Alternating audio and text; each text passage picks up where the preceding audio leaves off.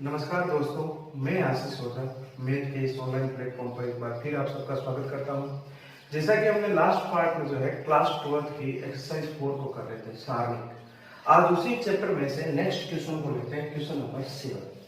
Question number 7 है हमारे पास, solve करना है। ये हमें सारणिक दे रखी है और इस सारणिक का मान हमें 0 दे रखा है और हमें x की वैल्यू जो है फाइंड आउट करनी है, x का मान निकालना है। तो जैसा कि मैंने कहा कि सारणी का प्रसार भी कर सकते हैं, संक्रिया लगा के भी कर सकते हैं, तो हम यहाँ पर जो प्रॉपर्टीज है हमारी संक्रिया है उनके आधार पर हल करने की कोशिश करते हैं। तो सबसे पहले हमारे पास जो सारणी है वो ये है, x माइनस 2 एलिमेंट लिख रहा हूं मैं एक बार फिर सारे, x minus 3, 3x minus 4, x minus 4, 2x minus 9 and 3x minus 16, x minus 8, 2x minus 27, 3x minus 64 equal to इसकी वैल्यू दे रखी है 0। मैं यहाँ पर संक्रिया लगाता हूँ और पहली संक्रिया में R1 को चेंज करना चाहता हूँ और R1 में से R2 को मैं जो है सब्ट्रैक्ट कर रहा हूँ, घटा रहा हूँ। ये हमारी पहली संक्रिया रहेगी R1 माइनस R2। तो इस संक्रिया के अकॉर्डिंग पहले मैं R1 में से, R1 का पहला एलिमेंट है x माइनस 2 और इसमें से R2 मैं सब्ट्रैक्ट करूंगा x माइनस 4, तो ये बन जाएगा x minus 2 minus x plus 4, तो ये कैंसिल आउट हो जाएगा और ये बनेगा 2। तो हमारे पास पहला जो एलिमेंट आएगा वो आएगा 2। दूसरा एलिमेंट है हमारे पास 2x minus 3, then 2x minus 3 का सब्ट्रैक्ट करूंगा 2x माइनस 9, तो ये बन जाएगा 2x minus 3 minus 2x plus 9। तो यहाँ पर ये 2x से 2x कैंसिल आउट हो जाएगा, 9 माइनस 3 इज इक्वल टू 6, ये बन जाएगा हमारा दूसरा एलिमेंट। इसी प्रकार हम चलते रहेंगे, 3x माइनस 4 को 3x प्लस 16 बन जाएगा, 3x से 3x कैंसिल आउट हो जाएगा, 16 माइनस 4 इज इक्वल टू 12, ये हमारा तीसरा एलिमेंट बन जाएगा 12। और शेष जितने भी एलिमेंट है हमारे वो यहाँ पे लिख देंगे x minus 4, 2x minus 9, 3x minus 16 और लास्ट जो रो है हमारी x minus 8, 2x minus 27 and 3x minus 64। ये हमारे पास एक न्यू सारणिक जो है तैयार है। यहाँ पे फिर संक्रिया हम लगा सकते हैं। नेक्स्ट यहाँ पे हम करते हैं दूसरी जो संक्रिया यहाँ पे लगा रहा हूं मैं, R2 को चेंज कर रहा हूं और R2 में से R3 को सब्ट्रैक्ट कर रहा हूं। तो R1 जो हमारा आया था वो यहाँ पे लिख रहा हूं, R1 की वैल्यू आएगी 2, 6 एंड 12। ये हमारे पास जो है 3 एलिमेंट आए थे। R2 में से R3 को मैंने सब्ट्रैक्ट करेंगे तो हमारे पास x minus 4 minus x minus 8 है, तो माइनस x प्लस 8 बन जाएगा। तो इसको हम हल करेंगे तो हमारे पास एलिमेंट आएगा 4। इसी प्रकार 2x माइनस 9, तो इसको हम सिंप्लीफाई करते हैं, 2x माइनस 9 2x प्लस 72 बन जाएगा। तो यहाँ पे इसको हल करेंगे तो ये कैसे हो जाएगा, 27 माइनस 9 इज इक्वल टू 18 बन जाएगा। तो नेक्स्ट ये हमारी वैल्यू बनेगी 18। इसी प्रकार हम इसको हल करते हैं तो हमारे पास R2 का तीसरा जो एलिमेंट है 3x minus 16 minus 3x plus 64 बन जाएगा। तो यहाँ पे हम इसको कैंसिल आउट करेंगे तो 64 माइनस ये बन जाएगा हमारे पास, सब्ट्रैक्ट करेंगे 16, तो हमारे पास जो वैल्यू बचेगी वो बचेगी 8 एंड 4, 48 बन जाएगा हमारे पास। जो नेक्स्ट एलिमेंट बनेगा वो बनेगा 48। तो तीसरी जो रो है हमारे पास वो हम लिखेंगे x minus 8 and 2x minus 27 and 3x minus 64। ये हमारे पास जो है चेंज करने के बाद में आ जाएगा। अब हम तीसरी जो संक्रिया है हमारी उसको यूज करते हैं। इसको हल करने के लिए हम इस बार करते हैं C3 को चेंज करेंगे और C3 को किस तरीके से चेंज करेंगे, C3 सब्ट्रैक्ट करेंगे C1 प्लस C2 को ऐड करेंगे। तो हमारी तीसरी इंपॉर्टेंट संक्रिया जो रहेगी, हम इसमें आप किसी भी एंगल से चेंज कर सकते हो, ये जरूरी नहीं है यही संक्रिया आप हर सवाल में अप्लाई करोगे, ये कोई जरूरी नहीं है। आपको जो आसान लगे, जिस तरीके से आप जो है क्वेश्चन को हल कर सकते हो आप कर सकते हो, हाँ, लेकिन संक्रिया जो है वो लगाना जरूरी है। तो पहली संक्रिया हमने लगाई थी, R1 को चेंज किया था, दूसरी R2 को चेंज किया था, अब हम करने जा रहे हैं R3 को, जिसमें संख्या लग रही है R3 में से सब्ट्रैक्ट करेंगे C3 में से C1 subtract C1 plus C2। इसको हम हल करते हैं तो हमारे पास C1 जो है 2 4 x माइनस 8 बन जाएगा और सेकेंड जो है कॉलम 6 18 और ये बन जाएगा 2x माइनस 27। अब हम C3 को चेंज करते हैं, it means 12 subtract C1 plus C2 मतलब 6 प्लस 2 तो ये बन जाएगा 12 माइनस 8 तो ये बन जाएगा 4। तो हमारे पास जो C3 का जो पार्ट आएगा वो आएगा 4 आएगा, 4 आ जाएगा। तो हम C3 की जो है नेक्स्ट कॉलम को एलिमेंट को हम सब्सट्रैक्ट करते हैं 48 सब्सट्रैक्ट 18 प्लस 4 तो ये बन जाएगा 48 और ये 18 प्लस 4 बन जाएगा 22 बन जाएगा। तो इसको सब्सट्रैक्ट करेंगे तो हमारे पास आएगा 26। तो नेक्स्ट जो वैल्यू आएगी एलिमेंट आएगा हमारा 26 आएगा। इसी प्रकार तीसरा जो एलिमेंट है हमारे पास वो है 3x माइनस 64। इसको हम सब्सट्रैक्ट करेंगे, ये बन जाएगा 2x minus 27 plus x minus 8 बन जाएगा। तो इसको हल करते हैं तो 3x माइनस 64 ये बन जाएगा 2x प्लस x ये बन जाएगा 3x। 27 माइनस 8 तो ये बन जाएगा 35, ये बन जाएगा 35 हमारे पास। इसको हल करेंगे तो 3x minus 16 minus 3x plus ये बन जाएगा 65 35। 3x से 3x कैंसिल आउट हो जाएगा, माइनस 64 प्लस 65 तो ये बन जाएगा माइनस 29 बन जाएगा। तो यहाँ पे हमारा लास्ट जो एलिमेंट बचेगा वो बन जाएगा माइनस 29। अब हम संक्रियाओं को आगे हल करते हैं तो हमारे पास जो बनेगा नेक्स्ट स्टेप में हम लेते हैं आगे वाली जो स्टेप रहेगा हमारा वो ये रहने वाला है। हमारे पास C3 को चेंज करने के बाद में जो सारणिक बनी है हमारी वो ये बनेगी। अब हम जो चेंज करने वाले हैं वो C2 को चेंज करने वाले हैं। C2 को चेंज करेंगे तो संक्रिया कौन सी लगाएंगे, C2 को चेंज करेंगे तो C2 सबसे करेंगे C1 और C1 को 2 के साथ मल्टीप्लाई करके इसको सबसे करेंगे। तो ऐसा करने पर हमारे पास जो सारणिक बनेगी, पहले C1 के जो एलिमेंट है वो है हमारे पास 2 4 x माइनस 8 और C2 को चेंज करना है। C2 को किस तरीके से चेंज करना है, C2 माइनस C1 2 है और इसके साथ 2 की मल्टीप्लाई करेंगे तो ये बन जाएगा 6 माइनस 4 तो ये बन जाएगा 2 बन जाएगा। नेक्स्ट वन हमारे पास C2 का अगला एलिमेंट रहेगा 18 माइनस ये बन जाएगा C1 तो 2 मल्टीप्लाई 4 तो 18 माइनस 8 तो ये बन जाएगा 10। तो नेक्स्ट एलिमेंट बन जाएगा हमारा 10 बन जाएगा। इसी तरीके से लास्ट एलिमेंट को हम चेंज करते हैं तो हमारे पास है 2x माइनस 27 और इसको सब्सट्रैक्ट करेंगे 2 के साथ मल्टीप्लाई करके C1 को x माइनस 8। तो इसको हम सिंप्लीफाई करते हैं 2x माइनस 27 ये बन जाएगा 2x प्लस 16 बन जाएगा। तो हम देखते हैं कि 2x से 2x कैंसिल आउट हो जाएगा तो हमारे पास माइनस 27 प्लस 16 जो है हमारे पास रिजल्ट रहेगा। तो इसको हम सब्सट्रैक्ट करते हैं तो हमारे पास आता है माइनस 11। तो यहाँ पर नेक्स्ट एलिमेंट बन जाएगा 11 नेगेटिव। तो अब तीसरा जो इसका कॉलम है वो इसके एलिमेंट है 4 26 एंड 29। ये हमारे पास जो है एलिमेंट बने हैं। अब हम देखते हैं कि हमारे पास जो सारणिक बनी है उसके R1 को देखते हैं। तो हमारा R1 से हम जो है कॉमन ले सकते हैं, R1 से हम कॉमन ले सकते हैं, यहाँ पे लिख देता हूं R1 से R1 एंड R2 से 2 कॉमन लेने पर हम दोनों पंक्तियों में से 2 को कॉमन ले सकते हैं। तो जब हम कॉमन लेंगे तो हमारे पास यहाँ से 2 बाहर आ जाएगा तो बन जाएगा 2 और यहाँ से भी 2 बाहर आएगा तो मल्टीप्लाई 2। तो हमारे सारणी के जो नेक्स्ट एलिमेंट बचेंगे, जो अगले एलिमेंट बचेंगे वो यहाँ पे बन जाएगा 1, ये बन जाएगा 1 और ये बन जाएगा 2 और यहाँ पे बन जाएगा 2 5 और ये बन जाएगा 13 और यहाँ के जो एलिमेंट है वो यही रहेंगे माइनस 11 माइनस 29। अब हम देखते हैं कि हमारे पास जो एलिमेंट आए हैं जो इस प्रकार है। अब हम R1 को लेकर अगर प्रसार करते हैं तो हमारे पास जो एलिमेंट बने हैं इक्वल टू में यहाँ पे 0 रहेगा क्योंकि ये क्वेश्चन में दे रखा है इक्वल टू 0। तो हम देखते हैं कि 2 मल्टीप्लाई 2 ये बन जाएगा 4 जो है वो उधर जाके 0 एलिमेंट बन जाएगा, 0 बन जाएगा। तो हम नेक्स्ट जो हमारे पास जो बचेगा जो सारणिक बनती है 1 1 2 2 5 13 x minus 8 minus 11 minus 29 equals to 0।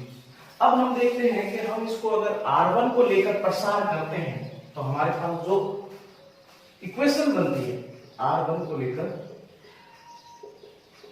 प्रसार, तो R1 को लेकर प्रसार करेंगे तो पहला एलिमेंट है हमारे पास 1 को लेकर हम उपसारणिक तैयार करेंगे, इसके पंक्ति और इसके स्तंभ को छुपाते हैं तो हमारे पास आएगा 5, 30, -11, -29, ये बनेगा। नेक्स्ट जो एलिमेंट है वो है हमारा -1, तो इसको लेकर पंक्ति और स्तंभ को छुपाते हैं तो हमारे पास जो एलिमेंट रहेंगे 2, 13, x -8 और ये बन जाएगा 29, ये हमारे पास दूसरे एलिमेंट के उपसारणिक रहेगी। तीसरा जो हमारा एलिमेंट है वो है 2, तो यहाँ पे फॉर्मूले से यहाँ पे प्लस लगेगा, ये 2 के साथ हम इसके एलिमेंट को लिखते हैं तो 2, 5, x -8 और ये बन जाएगा -11।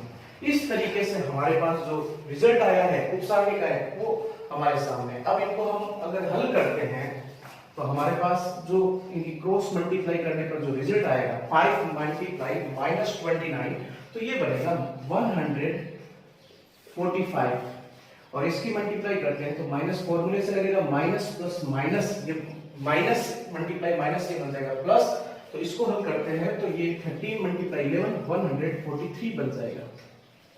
अब आगे हम करते हैं तो यहाँ पर -1 और इनकी मल्टीप्लाई करेंगे क्रॉस, तो हम जानते हैं -29 × 2 -58 बन जाएगा। इन दोनों की मल्टीप्लाई करेंगे ये -58 और यहाँ पे ये माइनस और इसकी मल्टीप्लाई करते हैं तो हमारे पास आएगा 13x -8।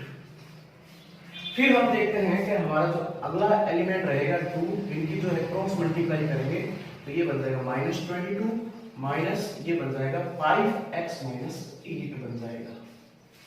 अब इस इक्वेशन को ये बार इक्वल टू में रहेगा 0 हमारे। अब इस इक्वेशन को हम अगर सरल करते हैं तो हमारे पास जो रिजल्ट आएगा, अगला स्टेप आएगा, हम करते हैं 143 माइनस 100, हमारे पास आएगा 145 प्लस 143 तो ये बन जाएगा -2 -1, इसको हल करते हैं तो हमारे पास -58, इसकी मल्टीप्लाई करेंगे -13x और ये बन जाएगा +104 हो जाएगा मल्टीप्लाई करने का।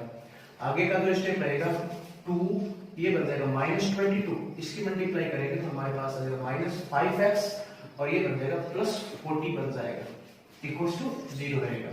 अब इस कैलकुलेशन को हम हल करते हैं। नेक्स्ट जो स्टेप रहेगा हमारा वो ये रहेगा -2 -1, ये हल करेंगे -13 104 -58 तो हमारे पास जो रिजल्ट बनेगा वो बन जाएगा 46 बन जाएगा। 46 13x + 46, इसको हल करने के बाद में तो ये बनेगा +2, इसको हल करेंगे तो हमारे पास ये आएगा -5x और 40 -22 ये बन जाएगा 18 = 0। हमें x की वैल्यू फाइंड आउट करनी है तो हमारे पास रिजल्ट जो आएगा -2, इस -1 की मल्टीप्लाई करेंगे तो ये बन जाएगा +13x -46, इसकी मल्टीप्लाई करेंगे तो -10x और ये बन जाएगा +36 = 0। अब हम हल करते हैं तो 13x - 10x तो ये बन जाएगा 3x। फिर यहाँ पे हल करते हैं, हमारे पास जो वैल्यू बची है वो बची है 2x - 46 + 36 = 0। इसको हल करते हैं तो ये बन जाएगा -12, 46 + 36 ये बन जाएगा -10 -10 + 2 -12 = 0। इसको हल करते हैं तो 3x = 0, 12x = 12/3, तो x की वैल्यू जो है वो हमारे पास फाइंड आउट होगी 4। तो हम देखते हैं कि क्वेश्चन नंबर 4 को संक्रियाओं के अकॉर्डिंग हल करने पर और उसका प्रसार करने पर हमारे पास x की वैल्यू जो है वो 4 प्राप्त रहेगा। नेक्स्ट क्वेश्चन की तरफ चलते हैं। नेक्स्ट क्वेश्चन हमारा रहेगा 8। बिना विस्तार किए हमें प्रूफ करना है कि सारणिक फर्स्ट इक्वल्स टू सारणिक सेकंड इक्वल्स टू सारणिक थर्ड। ये हमें तीनों जो है इक्वल्स टू बराबर सिद्ध करनी है, लेकिन शर्त यह है इस सवाल की हमें विस्तार नहीं करना है, एक्सपेंडेड फॉर्म में नहीं लिखना है। हमें पंक्तियों को स्तंभों में, स्तंभों को पंक्तियों में बदल बदल कर जो है हल करना है और तीनों को बराबर शो करवाना है। तो सबसे पहले हम मान लेते हैं, इसको मान लेते हैं सारणिक फर्स्ट, इसको मान लेते हैं सारणिक सेकंड और इसको मान लेते हैं सारणिक थर्ड।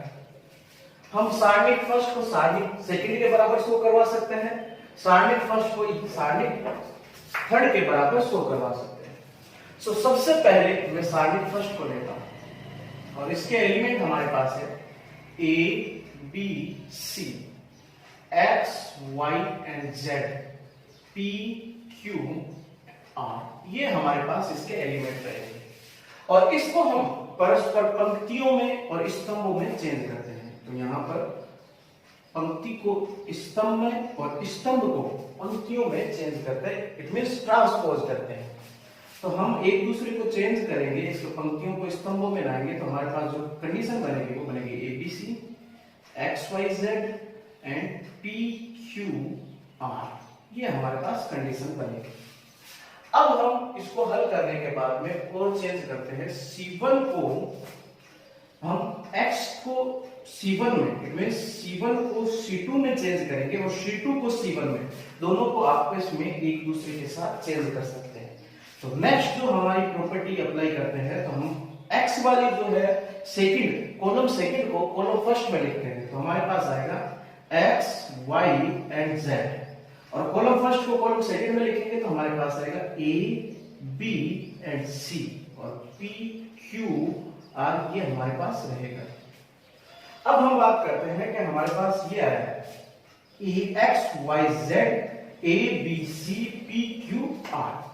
अब हम देखते हैं, इसको चेंज करते हैं कि R1 को, ये है हमारे पास R1 और ये रहेगा R2, तो हम आपस में चेंज करते हैं, R1 को R2 में चेंज करते हैं और R2 को R1 में चेंज करते हैं, मतलब R2 पंक्ति को R1 के रूप में लिखेंगे। तो हमारे पास ये आ जाएगा Y B Q, ये बन जाएगा, और R1 को R2 की जगह लिखेंगे तो हमारे पास ये सारे एलिमेंट बन जाएगा X A P, और R3 को जहां पे है रहने दीजिए Z C R। तो ये इतना चेंज करने के बाद में जो हमारी जो सारणिक बनी है वो कहीं ना कहीं सारणिक 3 की तरह एलिमेंट्स इसमें दिख रहे हैं। तो हमारे पास सारणिक 3 में हम देख सकते हैं कि YBQ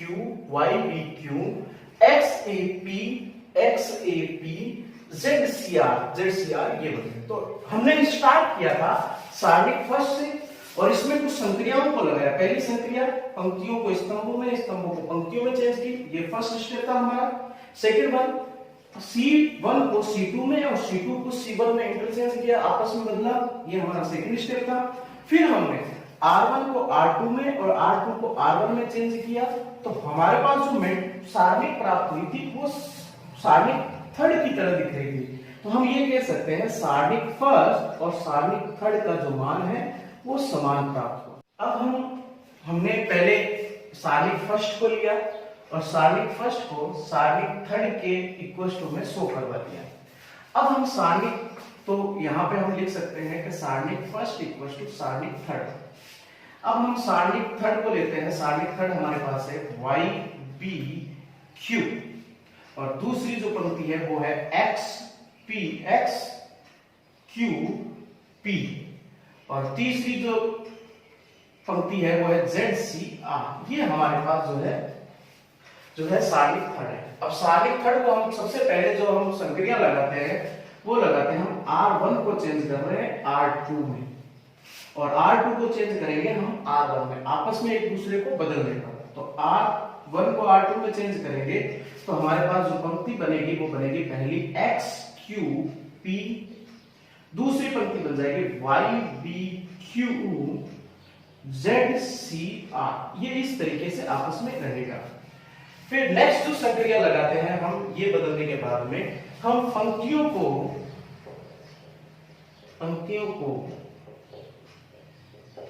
स्तंभों में व स्तंभों को पंक्तियों में परस्पर बदलने पर, ट्रांसपोज करने पर, ये हमारे पास नेक्स्ट स्टेप है। तो हमारे पास जो सारणिक आई है उसको पंक्तियों को स्तंभों में और स्तंभों को पंक्तियों में बदलने पर हमारे पास आएगा XQP बन जाएगा और ये बन जाएगा बी क्यू बन जाएगा पंक्तियों को स्तंभों में। तो हमारे पास Z Q B, Y B Q and Z C R, ये हमारे पास जो है पंक्तियों को स्तंभों में और स्तंभों को पंक्तियों में बदलने पर बन जाएगा। अब हम चेंज करते हैं नेक्स्ट संक्रिया। नेक्स्ट जो संक्रिया हम लगाते हैं R2 को R3 में कन्वर्ट करते हैं। जब R2 को R3 में चेंज करेंगे और R3 को R2 में चेंज करेंगे तो हमारे पास जो नेक्स्ट जो कंडीशन बनेगी वो बनेगी x y z, एंड इसको आपस में चेंज करेंगे तो हमारे पास आ जाएगा P Q R and A B C बन जाएगा। तो हम देखते हैं कि हमने सारणिक थर्ड को लिया था और ये सारणिक सेकंड के इक्वल टू में शो हो रही है। सारणिक सेकंड के सारे एलिमेंट इसी तरीके से x y z p q r and a b c, ये सारे एलिमेंट जो है आपस में बराबर आ रहे हैं। तो हम ये लिख सकते हैं सारणिक फर्स्ट इक्वल्स टू सारणिक थर्ड एंड सारणिक थर्ड इक्वल्स टू सारणिक सेकंड। देन ये भी हो सकता है तो सारणिक फर्स्ट इक्वल्स टू सारणिक सेकंड इक्वल्स टू सारणिक थर्ड। हमें यही जो है बिना विस्तार किए प्रूफ करना था, देन ये हमारे पास प्रूफ रहेगा।